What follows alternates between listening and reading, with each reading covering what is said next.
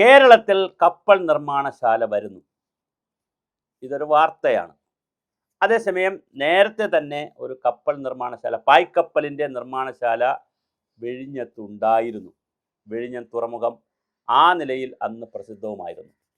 കേരളത്തിലെ നിരവധി തുറമുഖങ്ങൾ ഉണ്ടായിരുന്ന കൊടുങ്ങല്ലൂർ തുറമുഖം ഉൾപ്പെടെ, കൊടുങ്ങല്ലൂർ തുറമുഖം പോകുന്നത് 1341 വെള്ളപ്പൊക്കത്തിലാണ്, പ്രളയത്തിലാണ്. നിരവധി സംവിധാനങ്ങൾ ഉണ്ടായിരുന്നു. എന്നാൽ വളരെ കൃത്യമായി എന്താ പറയുക, കൃത്യമായിട്ടുള്ള പായ്ക്കപ്പൽ നിർമ്മാണശാലകൾ കേരളത്തിലുണ്ടായിരുന്നു. അതിൽ നിന്ന് വ്യത്യസ്തമായി ടാറ്റ ഗ്രൂപ്പ് എന്ന് പറഞ്ഞാൽ, ടാറ്റ ഗ്രൂപ്പിൻ്റെ ഏറ്റവും വലിയൊരു പ്രത്യേകത, ഇന്ത്യയിൽ മൊട്ടുസൂചി മുതൽ കാർ വരെ ഉണ്ടാക്കുന്ന, അല്ലെങ്കിൽ വലിയ വലിയ സംവിധാനങ്ങൾ ചെയ്യുന്ന ടാറ്റ കൺസൾട്ടൻസി, വലിയൊരു സംവിധാനമാണ് ടാറ്റ.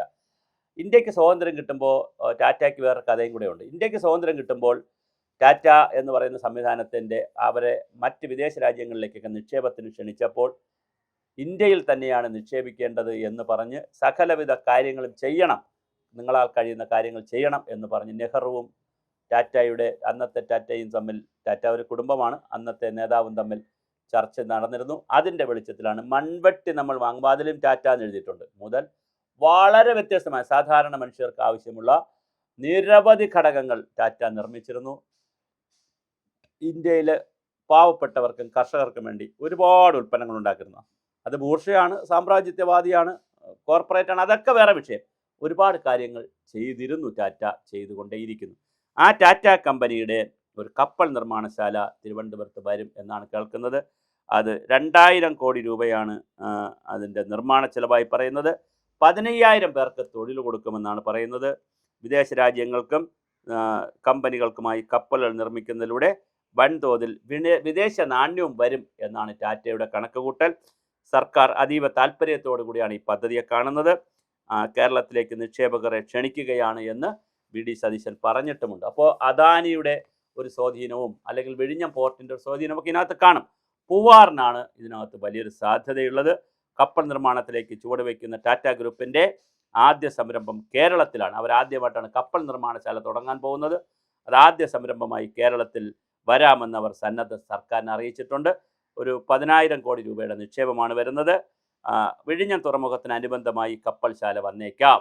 അങ്ങനെയാണെങ്കിൽ പൂവാറിലായിരിക്കും വരുന്നത്. പക്ഷേ ഇതുണ്ടാക്കുന്ന പാരിസ്ഥിതിക പ്രശ്നങ്ങൾ, സാമൂഹ്യ പ്രശ്നങ്ങൾ, സ്ഥലമെടുപ്പ് പ്രശ്നങ്ങൾ, ഈ ടാറ്റ സിംഗൂറിൽ പോയപ്പോഴാണ് അവിടെ വലിയ പ്രശ്നമുണ്ടായി. പശ്ചിമബംഗാൾ ഗവൺമെൻറ് തന്നെ, CPM-ൻ്റെ ഗവൺമെൻറ് തന്നെ, ബസ്ദേവ് ഭട്ടാചാര്യയുടെ കാലത്ത് ഗവൺമെൻറ് തന്നെ മാറി മറിയുന്നതിനുള്ള വലിയ സമരമൊക്കെ നടന്നു, കർഷക സമരമൊക്കെ നടന്നു, ഒരുപാട് പേര് മരിക്കുകയൊക്കെ ചെയ്ത് സിംഗൂറിൻ്റെ ഒരു വലിയ പ്രശ്നം നടന്നതാണ്. പക്ഷേ അങ്ങനത്തെ പ്രശ്നങ്ങളൊന്നുമില്ല എങ്കിൽ പോലും പാരിസ്ഥിതികമായ വിഷയങ്ങൾ, സാമൂഹ്യമായ വിഷയങ്ങളൊക്കെ വരാൻ സാധ്യതയുണ്ട്. എന്തായാലും മുഖ്യമന്ത്രി വി ഡി സതീശനുമായി ഇക്കാര്യം അദ്ദേഹമാണ് വെളിപ്പെടുത്തിയത്. ടാറ്റയുടെ അപേക്ഷയിൽ 1 മാസത്തിനകം തീരുമാനമെടുത്തേക്കും എന്നും അദ്ദേഹം പറഞ്ഞു.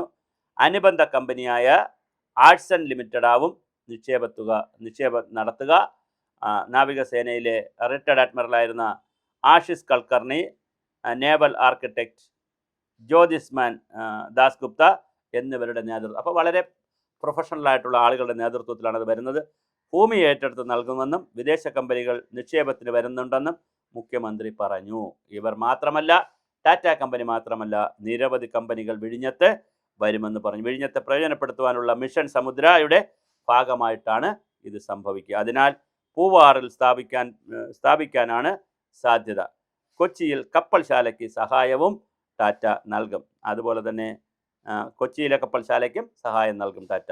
വിഴിഞ്ഞത്തിന് 10 കിലോമീറ്റർ അപ്പുറത്തുള്ള പൂവാറിൽ കൊച്ചിൻ പോർട്ട് ട്രസ്റ്റ് സാധ്യതാ പഠനം നടത്തിയിരുന്നു. ഇതിനെ സംബന്ധിച്ചൊരു സാധ്യതാ പഠനം നടത്തിയിരുന്നു. കടലിന് 1.3 മീറ്റർ സ്വാഭാവിക ആഴമുണ്ട്.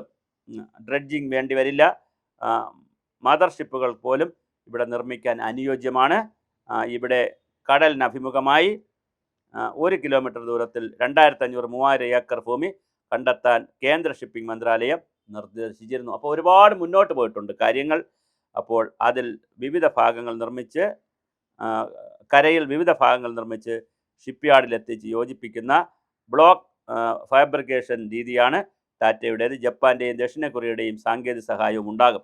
അപ്പോൾ ലോകത്തിലെ വിവിധ രാജ്യങ്ങളുടെ ജപ്പാൻ്റെയും കൊറിയയുടെയും ഒക്കെ ഉള്ള വിവിധ രാജ്യങ്ങളുടെ സാങ്കേതിക സഹായത്തോടു കൂടിയാണ് ഇത് വരുന്നത്. പക്ഷെ ഇത് വരുമ്പോൾ ഉണ്ടാക്കുന്ന ജനങ്ങളുടെ പുനരധിവാസവും അതിനനുസരിച്ചുള്ള സ്ഥലമെടുപ്പും അതുണ്ടാക്കുന്ന പാരിസ്ഥിതിക ദുരന്തങ്ങളും അതുണ്ടാക്കുന്ന സാമൂഹ്യാഘാതവും ഒക്കെ വീണ്ടും ചർച്ചയാകാൻ സാധ്യതയുണ്ട്. അത് മിനിമൈസ് ചെയ്തുകൊണ്ട് ഇതെങ്ങനെയാണ് മുന്നോട്ട് പോകുക എന്നതിനനുസരിച്ചാണ് കേരളത്തിൽ ഓരോ പദ്ധതിയുടെയും വിജയം വരുന്നത്. അപ്പോൾ നമുക്കിതൊരു വാർത്ത എന്നുള്ള നിലയിലാണ് നമ്മൾ ചെയ്തിരിക്കുന്നത്. ഇത് വേണോ വേണ്ടേ, മുന്നോട്ട് പോകണോ മുന്നോട്ട് പോകണ്ടേ എന്നൊക്കെ ഉള്ളതൊക്കെ ഫർദർ ചർച്ചകളാണ്. അതിപ്പോൾ ചർച്ചയുടെ ഒരു ഘട്ടവുമായിട്ടില്ല. പക്ഷേ ഇപ്പോഴറിയുന്ന ഒരു വാർത്ത 10,000 കോടി രൂപ ടാറ്റ മുടക്കുമെന്നും ഒരു 15,000 പേർക്ക് തൊഴിൽ നേരിട്ട് കിട്ടുമെന്നും ജപ്പാൻ്റെയും കൊറിയയുടെയും സാങ്കേതിക വിദ്യയുടെ സഹായത്താൽ പൂവാർ എന്ന് പറയുന്ന സ്ഥലത്ത് 2,000-3,000 ഏക്കർ ഭൂമിക്കകത്ത് ഇത് അപ്പം 3,000 ഏക്കർ ഭൂമി ഒഴിപ്പിച്ചെടുക്കണം. അതിനുള്ള പണമുണ്ട്. അത് വലിയ ഞാൻ പറഞ്ഞു ഇതൊരു വലിയ വിഷയമാണ്. നമ്മൾ കേരളത്തിൽ ഭൂമി എന്ന് പറയുന്ന വളരെ വലിയൊരു വാല്യൂ ഉള്ള സാധനമാണ്. അതുപോലെ മൂലധനമാണ്, ഡെപ്പോസിറ്റാണ് മലയാളികളുടെ. അതുപോലെ തന്നെ ജനവാസം വളരെ കൂടുതലുള്ള തിങ്ങി നിറഞ്ഞു നിൽക്കുന്ന സ്ഥലങ്ങളൊക്കെയാണ് പൂവാറും. അവിടെ റിസോർട്ടുകളുണ്ട്, അതുപോലെ തന്നെ പ്രാദേശിക ടൂറിസമുണ്ട്, മത്സ്യത്തൊഴിലാളികളുണ്ട്, ഒരുപാട് കാര്യങ്ങളുണ്ട്. അപ്പോൾ ഇതെല്ലാം എങ്ങനെയാണ് ബാധിക്കുക, അതിൻ്റെ എങ്ങനെയാണ്, എൻവയോൺമെൻറ്റ് ഇമ്പാക്റ്റ് അസസ്മെൻറ്റ് എങ്ങനെയാണ്, സോഷ്യൽ ഇമ്പാക്റ്റ് അസസ്മെൻറ്റ് എന്താണ്, സാമൂഹ്യാഘാത പഠനം എങ്ങനെ വരും, പരിസ്ഥിതി ആഘാത പഠനം എങ്ങനെ വരും, അതിനനുസരിച്ചുള്ള മറ്റ് സംവിധാനങ്ങൾ എങ്ങനെ ഒരുക്കും, ഇതെല്ലാം നമുക്ക് വരും ദിവസങ്ങളിൽ മാത്രമേ ഒരു ക്രിസ്റ്റൽ ക്ലിയർ സംവിധാനം അറിയാൻ കഴിയുകയുള്ളൂ.